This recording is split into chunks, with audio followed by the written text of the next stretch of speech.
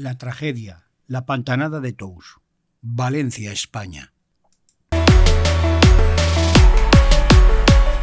Nos encontramos en el pueblo de Tous, más bien en el pueblo nuevo de Tous. Hace ya unos años la antigua presa se rompió y inundó los pueblos de la comarca, entre uno de ellos Tous.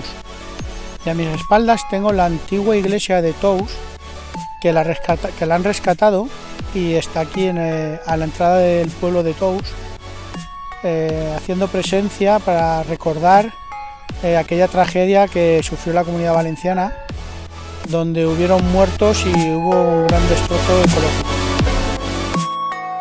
El 20 de octubre de 1982, las lluvias dejaron más de 1.000 litros por metro cuadrado acumulados, según los registros de la Agencia Estatal de Meteorología.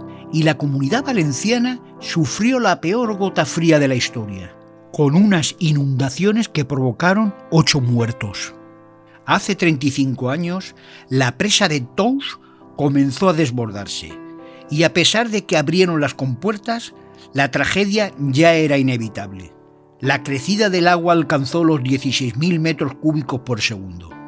La pantanada de Tous causó miles de damnificados y dejó 300 millones de euros de la época en daños materiales, en agricultura y en viviendas. La riada supuso una de las mayores catástrofes de la historia de la Comunidad Valenciana.